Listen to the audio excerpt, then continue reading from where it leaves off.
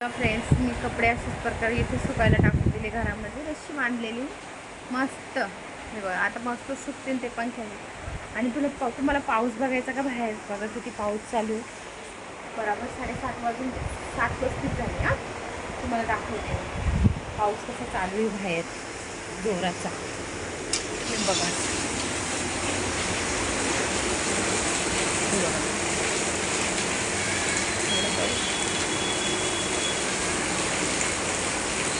खूप पाऊस चालू जोरात आहे.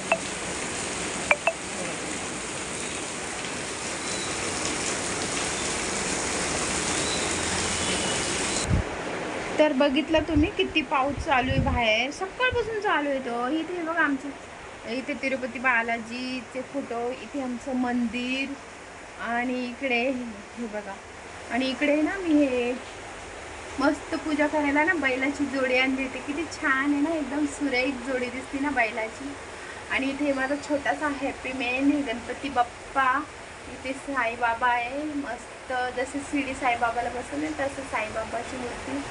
आणि इथे हे आपले हे भगवान गौतम बुद्ध आहे. गौतम बुद्धाची मूर्ती, भगवान गौतम बुद्धाची मूर्ती ही घरात असायलाच पाहिजे.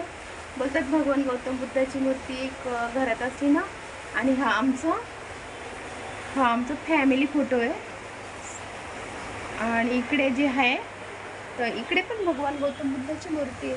हे ऑनलाईन हे मागवले ना, ऑनलाईन मागवलेलं आम्ही. हे खूप छान आहे. तर किती आम्हाला ऑनलाईन तरी पण हे कितीला पडलं, 300 रुपयाचं आम्ही हे ऑनलाईन मागवलं, माहिती का. आणि ओरिजिनल याला काहीच होत नाही, पाणी गिनी काही पण लागू द्या काहीच होत नाही याला, मस्त राहतं एकदम. आणि भगवान गौतम बुद्धाची मूर्ती रे ना, ही घरात असायलाच पाहिजे. भगवान गौतम बुद्ध म्हणजे एक शांतीचं रूप आहे. आणि घरामध्ये सुख शांतता राहते बोलतात. जसं भगवान गौतम बुद्धाची तुमच्या घरातही भगवान गौतम बुद्धाची मूर्ती नसेल, भले तुम्ही कुठल्याही समाजाचे असू द्या, पण भगवान गौतम बुद्धाची मूर्ती ही घरात असायलाच पाहिजे. हे शांतीचं प्रतीक आहे.